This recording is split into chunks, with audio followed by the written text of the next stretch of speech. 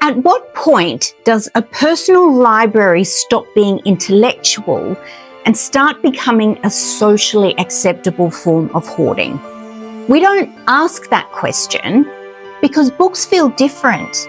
They feel morally safe. They feel aspirational. They feel like proof that we are serious people.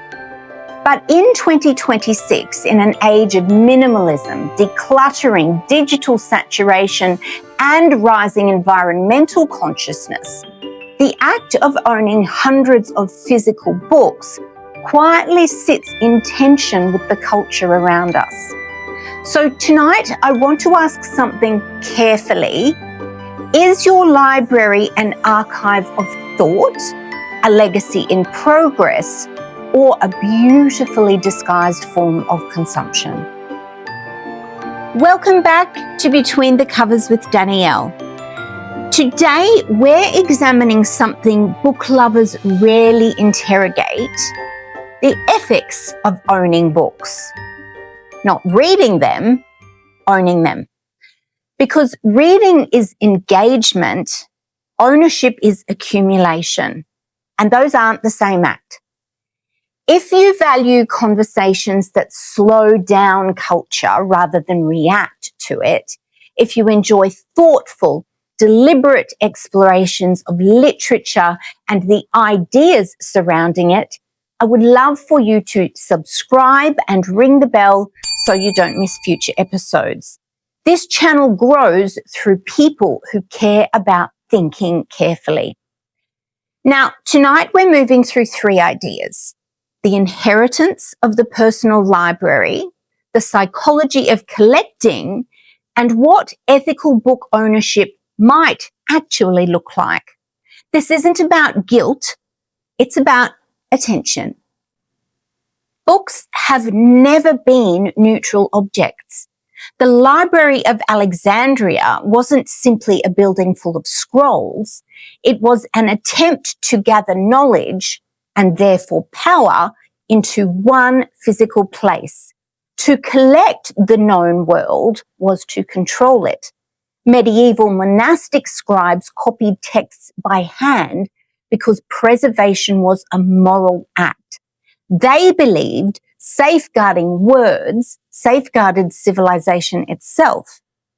Renaissance scholars assembled private libraries not only for study but for legitimacy. To own certain volumes was to signal education, refinement, seriousness. The personal library has always been both archive and signal. That tension isn't new. When we build shelves today, we inherit both meanings. We inherit the desire to preserve ideas and the impulse to display them. And there is dignity in that instinct. A personal library can be autobiography. It can be resistance to digital ephemerality. It can be evidence of slow thinking in a culture that rewards speed. Physical books demand space. They demand care. They endure. Owning them can feel like an act of defiance against disposability. But history also reminds us of something uncomfortable. Libraries have always reflected power, taste, access, and performance. They reveal what a culture values and what it excludes, which means our shelves aren't innocent either. They're curated arguments about what matters. The question is whether those arguments are alive.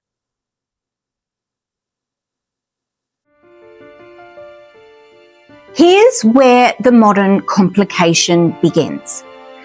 Books are consumer goods. They're printed, marketed, shipped, seasonally released, stacked in curated displays, and yet they don't feel like other purchases. Buying clothing can feel indulgent. Buying decor can feel aesthetic. Buying books feels virtuous. We tell ourselves it's self-improvement, investment, growth, that moral glow is powerful. Psychologists call this a halo effect, when the perceived goodness of an outcome transfers onto the object itself. Because books contain ideas, we assume buying them is inherently good. But the act of purchasing and the act of engaging aren't the same. Sometimes we buy books for the person we hope to become, not the one who's actually reading. We purchase the future version of ourselves who wakes earlier, thinks deeper, studies harder.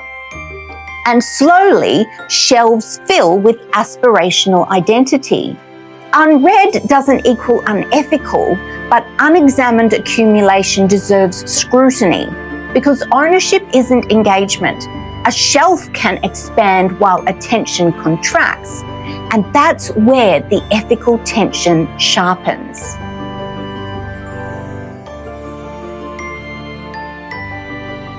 Books communicate. They sit behind us in meetings. They appear in photographs. They frame our public intellectual posture. Genres signal temperament. Philosophy signals seriousness. Literary fiction signals depth. A shelf can become a biography written in spines. But before we declare fullness indulgent, we must also interrogate its opposite. Minimalism has positioned itself as moral clarity. Less clutter, less excess, more discipline. But reduction isn't neutral either. Empty space can perform virtue as easily as abundance can perform intellect. A sparse shelf may signal restraint, taste, aesthetic purity. Both maximalism and minimalism can become identity strategies, which means the real question isn't how many books you own, it's why. What is the shelf doing for you? Is it serving your thinking or protecting your image? The issue isn't ownership itself, it's ownership without relationship. A living library moves. Books are reread, annotated, lent, returned to, argued with, disagreed with. They shape thought over time. A static library does something else. It freezes ambition into decor. It preserves the appearance of intellectual life without the labor of it. So what might ethical collecting look like? Not strict minimalism, not unchecked accumulation, but 3 guiding ideas. First, relationship over possession. If a book never enters your thinking, it's furniture. Second, curation over expansion. Editing your shelves isn't betrayal, it's clarity. A library doesn't grow by accident, but by decision. Third, stewardship over display. Care for them, repair them, circulate them, allow them to continue their life beyond your ownership when appropriate. Because books aren't trophies, they're tools, and tools are meant to be used. So where does this leave us? Not with a verdict against collecting, not with an endorsement of minimalism, but with a recalibration. A personal library is neither inherently virtuous nor inherently indulgent. It's an expression of values made visible. Books can be archive, they can be aspiration, they can be performance, they can be relationship. The ethical question isn't how many you own, it's whether ownership deepens your thinking or merely decorates it. A library isn't measured by how many books it holds, but by how many minds it's changed. That should be the standard. And I say this as someone who loves her home library. I love the way it feels to walk into a room lined with books. I love the weight of them. I love the memory embedded in certain spines, seasons of life, ideas wrestled with, arguments that reshaped me. My shelves aren't neutral, they're personal. But loving books doesn't exempt me from examining them. I don't believe owning many books is automatically intellectual. I also don't believe reducing them is automatically enlightened. There's something profoundly human about wanting ideas within reach, about wanting thought to take up physical space in our homes. For some, ethical clarity looks like fewer volumes. For others, it looks like careful curation and ongoing engagement. What matters is honesty. Are the books in your home participating in your thinking or just representing it? That question doesn't demand guilt, it invites attention. If this conversation resonated with you, if it made you look at your shelves a little differently tonight, then I would genuinely love to hear your thoughts. Do you think a personal library is inherently virtuous?